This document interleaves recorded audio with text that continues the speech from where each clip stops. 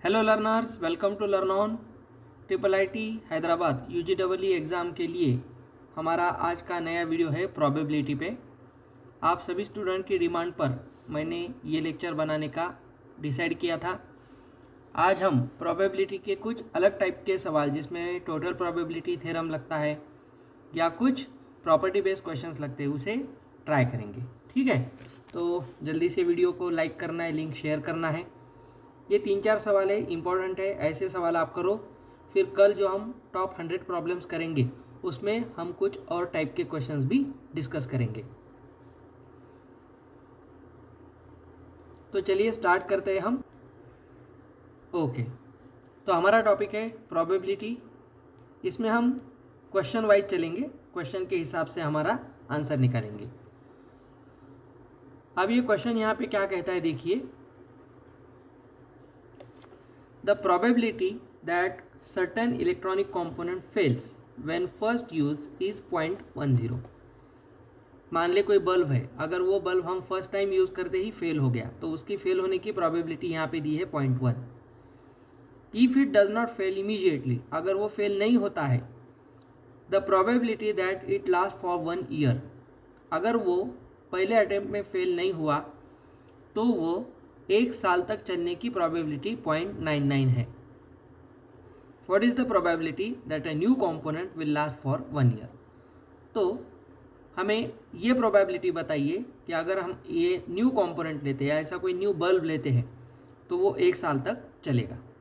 अब ये क्वेश्चन जो है इसे हम लॉजिक से सॉल्व करेंगे। कोई फॉर्मूला हम यहाँ पे ज़्यादा इम्पोर्टेंट नहीं होता है, या इसे आप समझ भी नहीं सकोगे, तो मैं ट्राई करूँगा कि आपको इसे लॉजिक से मैं सॉल्व करके दूँ। अब देखिए, अब सीधा आपको 2 बातें करनी है। जब भी हमारे पास कोई इलेक्ट्रॉनिक कंपोनेंट होगा तो आइदर वो काम करेगा या वो फेल होगा। तो ये 2 ही बातें हो सकती है। मतलब ये कौन सी इवेंट हो गई, काम करना। अगर इवेंट ई है तो फेल होना क्या है, ई का कॉम्प्लीमेंट है, मतलब 1 माइनस प्रोबेबिलिटी ऑफ ई। तो कभी भी हमें ये देखना है कि ये दोनों जो है ऐसी इवेंट्स होती है जो दोनों मिला के हमारा सैम्पल स्पेस 1 बनाती है। मतलब टोटल प्रोबेबिलिटी किसी भी इसकी 1 होती है। सेम इवेंट की सभी मिला के 1 प्रोबेबिलिटी होती है। तो यहाँ हमें ये देखना पड़ेगा कि चलिए, इसमें हमसे जो कहा गया है कि लेट्स से जो कंपोनेंट है, कंपोनेंट फेल्स, वो फेल होता है तो उसकी प्रोबेबिलिटी है 0.10। ठीक है, तो हमें ये देखना पड़ेगा। तो कंपोनेंट वर्क्स, काम करने की प्रोबेबिलिटी क्या होगी, 1 माइनस फेल्स, सिंपल बात है। तो 1 माइनस 0.10, तो ये कितना बनेगा, 0.90 बनेगा। क्लियर बात है, ये 0.90।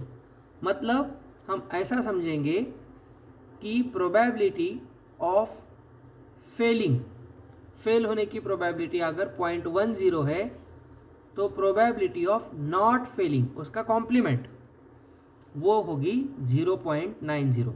अब देखो, दोनों को मिला के आपकी प्रोबेबिलिटी 1 बनती है। ये एक इम्पॉर्टेंट पार्ट है। अब हम इससे ही हमारा आंसर निकालेंगे। अब हमसे ये क्या कहता है कि अगर हम रैंडमली कोई ऐसा एक न्यू कंपोनेंट लेते हैं तो उसकी प्रोबेबिलिटी क्या होगी, वो 1 साल चले। क्योंकि अगर वो फर्स्ट अटेम्प्ट में फेल नहीं होता है तो उसकी चलने की प्रोबेबिलिटी कितनी है, 0.99 है। सिंपल बात है। तो हम ऐसा देखते हैं, हम इसमें 2 केसेस बना सकते हैं। अब देखिए, कोई फॉर्मूला नहीं लगाएंगे, सीधा लॉजिक लगाएंगे। अब देखिए, हमने क्या किया, कंपोनेंट चूज़ किया। कंपोनेंट अगर फेल हो गया, देखिए फेल हो गया तो वो 1 साल तक चलने की प्रोबेबिलिटी तो 0 हो जाएगी। फर्स्ट अटेम्प्ट में ही फेल हो गया तो वो 1 साल चलने का तो काम ही नहीं होगा, सवाल ही पैदा नहीं होता, तो उसका आंसर 0 बनेगा। तो इसमें हम एक काम करते हैं, पहले तो हम क्या करेंगे, चेक करेंगे कि फर्स्ट अटेम्प्ट में वो फेल होता है या नहीं, और फिर देखेंगे कि वो साल भर चलेगा या नहीं। तो इसका मतलब है पहले इवेंट कौन सी हो गई है, चेकिंग वाली। और फिर कौन सी इवेंट आएगी, चलने वाली। तो जब एक इवेंट दूसरे इवेंट पे डिपेंड होती है तब हम दोनों की इवेंट्स की प्रोबेबिलिटी को मल्टीप्लाई करते हैं, इसी को हम मल्टीप्लिकेशन लॉ भी कहते हैं। सिंपल बात है। अब देखिए फेल होगी तो नॉट वर्किंग होगी, चलेगी ही नहीं, ठीक है। अब फेल होने की प्रोबेबिलिटी क्या थी, सिंपल बात है, इसे मल्टीप्लाई करेंगे। पहले तो हमने चेक किया फेल हुआ या नहीं। अब फेल होने की प्रोबेबिलिटी क्या थी, 0.10, सिंपल बात है। फिर ना चलने की प्रोबेबिलिटी क्या होगी, 0। अभी चलेगा ही नहीं ना। तो देखें फेल हो गया तो नॉट वर्किंग एक काम करेंगे, सॉरी इसे उल्टा करेंगे हम। तो वर्किंग क्या होगा, फेल होगा तो काम ही नहीं करेगा, वर्किंग फॉर 1 ईयर। चलिए और क्लियर करते हैं हम इसे। तो देखिए फेल अगर होने की प्रोबेबिलिटी 0.10 है तो 1 साल तक चलने की प्रोबेबिलिटी तो 0 होगी, तो ये हो जाएगा 0। अब दूसरी केस क्या है, ये थी हमारी केस 1, ठीक है। अब दूसरी केस हमसे क्या कहती है, केस 2। देखिए अगर नॉट फेल्स, ठीक है, नॉट फेल नहीं होगा तो वर्क फॉर 1 ईयर, तो 1 साल तक चलेगी। अब फेल ना होने की प्रोबेबिलिटी कितनी है, 0.90, और फिर 1 साल तक चलने की प्रोबेबिलिटी कितनी है, 0.99। यही तो दिया था क्वेश्चन में। अब इससे हमें ये समझ में आता है कि दोनों केसेस मिलाकर हमारा आंसर बनेगा। सो फाइनल प्रोबेबिलिटी 1 साल तक चलने की मतलब एफ डैश की क्या बनेगी, तो पहली केस में तो आंसर 0 था, दूसरी में अगर फेल ना हुई 0.90 तो चलेगी 1 साल तक 0.99। तो इसका आंसर क्या होगा, ये आप मल्टीप्लाई करके देखो तो ये आंसर आएगा 0.891। This is our required probability. हमने एक्चुअली यहाँ पे टोटल प्रोबेबिलिटी थ्योरम का फॉर्मूला यूज़ किया है, लेकिन मैं आपको वो सजेस्ट नहीं करूँगा। आप लॉजिक से सवाल को सॉल्व कीजिए, सिंपल बात है। अगर फेल नहीं होगा तो ही 1 साल तक चलेगा, फेल होना ना होना चेक करना एक इवेंट है, फिर चलना ना चलना दूसरी इवेंट है। तो इससे हमें मल्टीप्लिकेशन थ्योरम लेना पड़ेगा, इसलिए आपको ये समझ में आना चाहिए कि यहाँ हमने मल्टीप्लाई क्यों किया, ठीक है। तो हमारा आंसर है 0.891 और so that the final answer will be option B. I hope आपको ये क्लियर हो गया होगा, 2 बार इसे देखिए। चलिए आगे बढ़ते हैं नेक्स्ट सवाल की तरफ। अभी एक बहुत इंटरेस्टिंग सवाल है, इसे आप फॉर्मूला से करने जाओगे तो बहुत परेशान होगे। मैं इसे आपको लॉजिक से सॉल्व करने के लिए सिखाऊंगा। देखिए a student appears for test 1, 2 and 3। एक स्टूडेंट 3 एग्जाम देता है। The student is successful. एक कंडीशन रखिए कि वो सक्सेसफुल यानी पास होगा if he passes either in test 1 and 2। एक तो वो पहली और दूसरी में पास हो जाए, और टेस्ट 1 एंड 3 या पहली और तीसरी में पास हो जाए, ठीक है, इसमें हो जाए। तो probabilities of the student passing in test 1, 2, 3 are p, q and 1/2 respectively। तो ये जो probability है तीनों में उसकी सक्सेस होने की, जो पास होने की probability है, फर्स्ट टेस्ट में होने की probability p है, सेकंड के लिए q है और थर्ड के लिए 1/2 है। If the probability that student is successful is 1/2। यहाँ प्रोबेबिलिटी दे दी है हमें, ठीक है। जब हमें एंड रिजल्ट पता हो तो हम क्या करेंगे, तब हम बेस थ्योरम लगाएंगे। अब मैं आपको यहाँ बेस थ्योरम नहीं पढ़ाऊँगा, मैं यहाँ आपको बेस थ्योरम का सीधा एप्लीकेशन लॉजिक से पढ़ाऊँगा। देन यहाँ पे क्वेश्चन थोड़ा इनकम्प्लीट है, हम इसे कंप्लीट कर लेते हैं। तो हमसे पूछा गया है देन p × 1 + q क्या होगा। यस यही सवाल है, यस। तो इसकी वैल्यू हमें निकालनी है। ज़रा खुद से सोचिए क्या होगा, फिर हम इसका आंसर देखते हैं। ओके चलिए देखते हैं। अब देखिए हम इसे एक लॉजिक से सॉल्व करेंगे। फर्स्ट, सेकंड और थर्ड के लिए हम प्रोबेबिलिटी डिसाइड करेंगे, इवेंट्स, ठीक है। अब देखिए टेस्ट 1 के लिए प्रोबेबिलिटी लेट से a है, टेस्ट सेकंड के लिए प्रोबेबिलिटी b है, और टेस्ट 3 के लिए लेट्स से प्रोबेबिलिटी सी है, इवेंट सी है, ये तीनों इवेंट्स है ABC। तो हमसे क्या कहा गया है, अगर वो पहली या दूसरी टेस्ट में पास होता है मतलब वो तीसरी में फेल होगा, सिंपल बात है, या पहली और तीसरी में पास होता है मतलब वो दूसरी में फेल होगा, तो हम उसे सक्सेसफुल समझेंगे। लेकिन एक ऐसी भी केस है जिसमें वो सक्सेसफुल समझा जा सकता है। कौन सी केस है? ये तो 2 दी है, तीसरी कौन सी है? अरे भाई तीनों में पास हो जाए, वो भी तो पॉसिबल है, तीनों में पास हो जाए। तो ये पूरा मिला के हमें आंसर निकालना है और यही सक्सेस होने की प्रोबेबिलिटी है जो हमें 1/2 दी है। बस ख़त्म। अब हम इसे सॉल्व करेंगे। देखिए, प्रोबेबिलिटी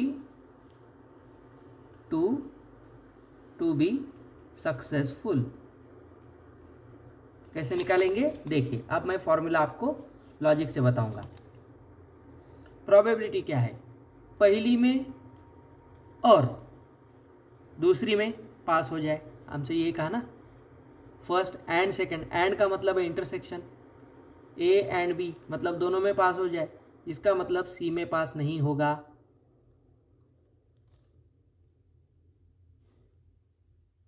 इसका मतलब है वो C में पास नहीं होगा। ओके, अब देखिए इसका दूसरा पॉइंट क्या होगा? और ये हमसे क्या कहता है? इससे दूसरा पॉइंट ये है, और प्रोबेबिलिटी हमसे ये कहा है फर्स्ट में पास होगा, सेकंड में नहीं होगा, एंड थर्ड में होगा। ये सेकंड प्रोबेबिलिटी है। और तीसरी क्या हो सकती है? फर्स्ट, सेकंड एंड थर्ड तीनों में पास हो जाए। तो ये पूरी मिला के मतलब इनको हम एडिशन थ्योरम में लिखेंगे। तो प्रोबेबिलिटी फर्स्ट एंड सेकंड में हो जाए लेकिन थर्ड में नहीं, प्लस यूनियन का मतलब एडिशन होता है, प्लस करेंगे हम यहाँ पे। अब देखिए, फर्स्ट और थर्ड में हो जाए, सेकंड में नहीं, प्लस तीनों में सक्सेस हो जाए। तो ये तीनों मिला के जो प्रोबेबिलिटी दी है 1/2 है। समझ में आ गया? तो यही बात हमें अब करनी है। एंड का मतलब क्या है? मल्टीप्लिकेशन। तो अब हम एक बात यहाँ पे देख सकते हैं कि ये जो तीनों इवेंट्स हैं ये इंडिपेंडेंट इवेंट्स है। फर्स्ट, सेकेंड, थर्ड अलग अलग टेस्ट है, तो इंडिपेंडेंट इवेंट्स है। पहली में दूसरी या दूसरी पे तीसरी या तीसरी पे पहली, कोई भी इवेंट एक दूसरे पे डिपेंड नहीं है। जब इंडिपेंडेंट इवेंट्स होती है तो प्रोबेबिलिटी में हम सब की प्रोबेबिलिटी को मल्टीप्लाई करते हैं। ये बात आपको ध्यान में रखनी है, ठीक है? तो देखिए यहाँ पे as ABC are independent events, तीनों भी इंडिपेंडेंट इवेंट्स है। तो हम ये ऊपर वाले येलो कलर के एक्सप्रेशन को ऐसा लिख सकते हैं, probability of A into B into C बार। इसका मतलब है कॉम्प्लीमेंट, नहीं होना चाहिए, ठीक है, plus P of A into P of not B into P of C plus P of A, P of B और P ऑफ नॉट C। ये तीनों मिला के हमारा जो आंसर है वो ऑब्वियसली 1/2 आना चाहिए। क्लियर बात है? अब देखिए, हमें कहा गया था कि ABC तीनों की प्रोबेबिलिटी दी है P, Q और 1/2, वही दी थी ना। तो प्रोबेबिलिटी A है P, B है Q और C 1/2। अब C नॉट लेना है तो 1 - 1/2 करेंगे। Similarly P of A, P, Q, अब Q नहीं होना चाहिए, ठीक है? अब ये नहीं होना चाहिए, ये हम कैसे निकालेंगे? ज़रा सोचिए। देखिए, B नहीं होना चाहिए, इसका मतलब Q अगर होने का है तो ना होने के लिए 1 - Q करेंगे, हमेशा 1 - करना है। C थर्ड में पास हो जाए, उसकी प्रोबेबिलिटी हाफ है, प्लस फिर है ABC, P, Q। अब C अगेन क्या होगा? C में ना हो, सॉरी थर्ड में क्या था? तीनों में हो जाए, ऐसा था। तो तो यहाँ सी बार नहीं आएगा, ओके, सी आएगा, और ये हो जाए 1/2। ये पूरा मिला के हमारा आंसर हाफ आ जाएगा। अब हम इसे सॉल्व करेंगे। देखिए ये क्या बनेगा, P इंटू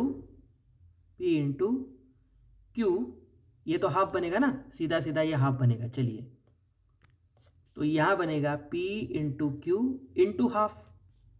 तो चलिए हम इसे हाफ को नीचे लिख देते हैं 2, प्लस यहाँ देखिए P minus PQ into half, तो यहाँ नीचे 2 बनेगा। ये दोनों को मल्टीप्लाई करके उसका हाफ करना है, प्लस PQ बाय हाफ। अब ये बनेगा 1/2।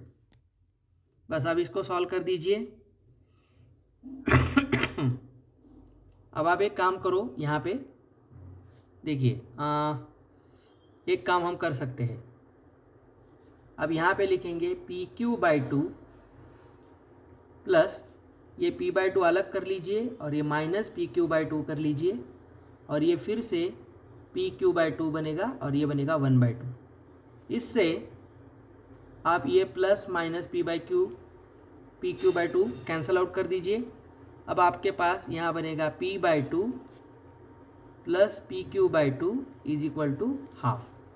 अब दोनों में से आप P/2 कॉमन ले लीजिए, तो यहाँ बनेगा 1 प्लस, देखिए 1 प्लस Q, P/2 तो हमने कॉमन लिया था, 1 plus Q is equal to half. अब ये क्या इम्प्लाई करता है, 1/2 इंटू P, P/2 को हम 1/2 इंटू P लिख सकते हैं। इधर है 1 प्लस Q और ये है हाफ, दोनों साइड से हाफ कैंसिल होगा, तो यहाँ पे बचेगा क्या, P इंटू 1 प्लस Q की वैल्यू होगी 1। और हमसे यही पूछा गया था कि P इंटू 1 प्लस Q क्या आएगा। समझ में आया? तो हमने लॉजिक से इसे सॉल्व किया है। बस ये जो रिलेशन है आपको अच्छी तरह से समझ में आना चाहिए।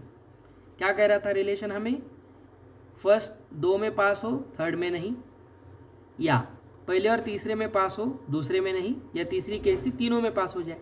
ये तो हमने बनाई वाली केस है, ये तो होना ही है। अब हम इसे एडिशन थ्योरम में लिखेंगे और इंडिपेंडेंट इवेंट्स में सभी की प्रोबेबिलिटीज़ को सेपरेटली मल्टीप्लाई कर देते हैं, और फिर हमने प्रोबेबिलिटीज़ की वैल्यू यहाँ पे रखी और रिलेशन फाइंड आउट किया। अच्छा सवाल है, हम लॉजिक से सॉल्व कर रहे हैं। इसी टाइप का एक सवाल हम यहाँ देखेंगे, ये सवाल भी आपको देखना है। 3 critics review a book. Odds in favor of the books are 5:2, 4:3 and 3:4 respectively for the 3 critics. Find the probability that majority are in the favor of the book. अब सेम क्वेश्चन है, पिछले क्वेश्चन की तरह ही है। कैसे? पिछले में हमने देखा था कि 3 एग्जाम थी, यहाँ 3 क्रिटिक्स है। उसमें कैसा कहा था, किसी 2 में एटलीस्ट 2 में तो पास हो जाए तो हम उसे सक्सेसफुल समझेंगे। यहाँ क्या कह रहे हैं, मेजॉरिटी ऑफ इन फेवर। अब फेवर का मतलब क्या है, पास होने जैसा ही है ना। तो अगर उसे फेवर में लेना है तो कम से कम 2 क्रिटिक्स तो उसे माननी चाहिए, उनके फेवर में जानी चाहिए। तो क्या हो सकता है, पहले 2 जाए तीसरा ना जाए, पहला तीसरा जाए दूसरा ना जाए। फिर क्या हो सकता है, और पहला और दूसरा जाए तीसरा ना जाए। ये 3 केसेस हो सकती है, और तीसरी केस क्या हो सकती है, तीनों भी हो जाए। चलिए खुद से ट्राई करके देखिए। देखिए अब इसमें एक इंटरेस्टिंग केस है, इसमें 2 मेजॉरिटी का मतलब क्या है, 3 में से 2 तो आने चाहिए ना, 3 में से 2 तो आने चाहिए। देखिए तो हम यहाँ देखेंगे 2/3 तो मेजॉरिटी का फिक्स है, तो ऐसा हो सकता है। अब हम डायरेक्टली देखेंगे। अब ऑड्स इन फेवर का है, ऑड्स इन फेवर का एक फॉर्मूला होता है, ये हम यहाँ पे लिख लेंगे। ऑड्स इन फेवर, हमें एक रेशियो देंगे प्रोबेबिलिटी का और उसे ऑड्स इन फेवर के लिए पूछेंगे। ऑड्स इन फेवर के लिए काम करेंगे। रेशियो क्या है, 5:2 है फर्स्ट रेशियो। देखिए तो हम सीधा 5 + 2 नीचे लिख देंगे और ऊपर न्यूमरेटर का फर्स्ट पॉइंट लिख देंगे 5। ऑड्स इन फेवर 5/2 है। ये है हमारी फर्स्ट इवेंट, मान ले इवेंट ए है, या इवेंट को हम E1 भी कह सकते हैं। चलिए NCERT के लॉजिक से देखेंगे E1। अब ऑड्स इन फेवर में E2 क्या होगा, E2 देखिए रेशो को ऐड कर दीजिए, 4 + 3 7 और ऊपर न्यूमरेटर 4 लिख दीजिए। फर्स्ट वाला लिखना है हमेशा, और उसी हिसाब से प्रोबेबिलिटी ऑड्स इन फेवर वाली थर्ड के लिए क्या होगी, 3 + 4 7 और ऊपर आएगा 3। हमेशा आपको ध्यान में रखना है ऑड्स इन फेवर के लिए फॉर्मूला m/n के लिए क्या होगा, m/n के लिए फॉर्मूला होगा ऊपर का m और नीचे m + n। बस इस फॉर्मूला से हम ये कैलकुलेट कर सकते हैं। अब तीनों प्रोबेबिलिटी आ गई। अब हमसे ये पूछा गया है find the probability that majority in the favour of book.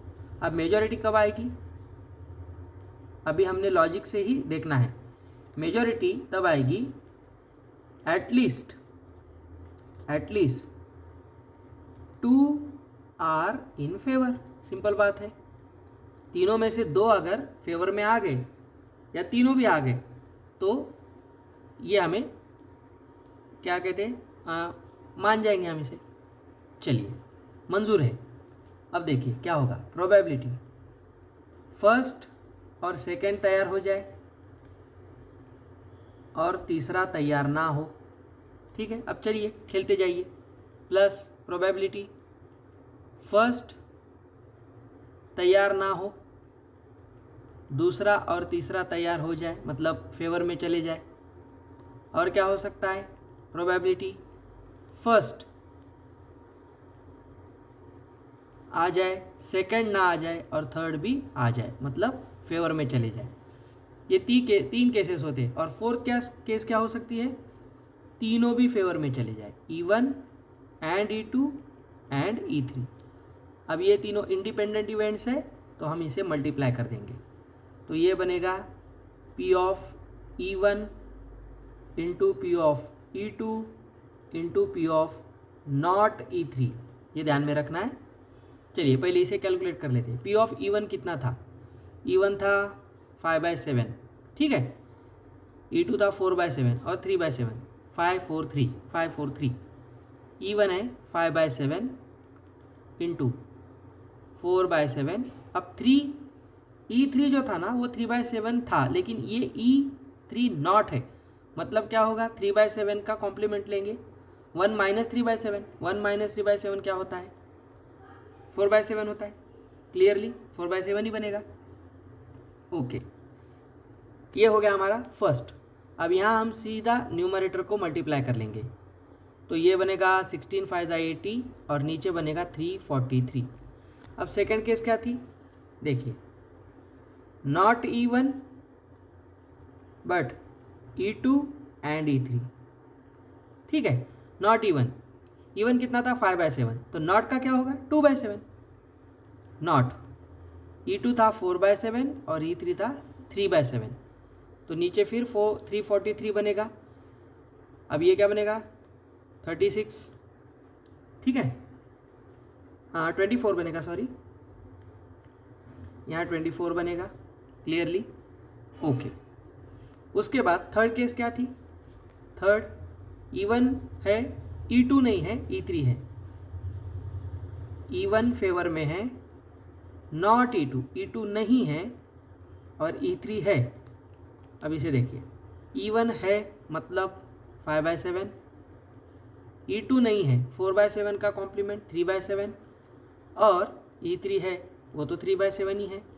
यहाँ बनेगा 343 और नीचे 45, ये ऊपर 45 बनेगा। अब फोर्थ पार्ट क्या है, तीनों भी तैयार हो जाए, E1 भी हाँ है, E2 भी हाँ है और प्रोबेबिलिटी ऑफ E3 भी हाँ है, फेवर में है। अब तीनों भी है तो 5/7, दूसरे का 4/7 और तीसरे का 3/7, तो ये बनेगा 343। ठीक है। अब ये सबको हम ऐड कर देंगे और हमारा आंसर आ जाएगा। अब सेम बेस है 343 इज द सेम बेस। चलिए अब न्यूमरेटर में क्या क्या ऐड होगा देख लीजिए। ये करना है 80 24 45 60, 80 24 45 और 60, बस इसे ऐड कर दीजिए, हमारा आंसर आ गया। ये होगा 9 और ये पूरा ये होगा 209। So final answer is 209/343। ये भी एक टोटल प्रोबेबिलिटी थ्योरम का ही क्वेश्चन था, हमने इसे लॉजिक से सॉल्व किया है। ठीक है, अब ये एक सवाल है, आपको खुद से ट्राई करना है, नहीं तो हम ये कल के वीडियो में ज़रूर लेंगे। इस तरह के सवाल आपको आने चाहिए। इसका स्क्रीनशॉट लीजिए, खुद से ट्राई कीजिए। कॉम्प्लीमेंट का है, एडिशन थ्योरम वाला है, इसमें हमको कंडीशनल प्रोबेबिलिटी भी यूज़ करनी होती है। हम इसे कल के वीडियो में ज़रूर देखेंगे। एक बार इसे आप ले लीजिए स्क्रीनशॉट, खुद से ट्राई कीजिए। ठीक है, तो प्रोबेबिलिटी में आपसे जो बेस थ्योरम या टोटल प्रोबेबिलिटी थ्योरम पे क्वेश्चंस पूछे जाते हैं, उसके बारे में हमने आज यहाँ पे डिस्कस किया है। आई होप आपको ये अच्छी तरह से समझ में आया होगा। 2 बार देख लीजिए, इस सवाल से आपके बाकी के सवाल बन जाएंगे। थोड़ा लॉजिक यूज़ करना है, प्रोबेबिलिटी में सिर्फ लॉजिक का ही काम होता है। बस इतना कर लीजिए। टॉप 100 क्वेश्चन में हम कुछ और अच्छे क्वेश्चंस करेंगे। फिर मिलते हैं कल टॉप 100 क्वेश्चंस के साथ। Till then, happy learning with learn on. Have a nice day. Good bye.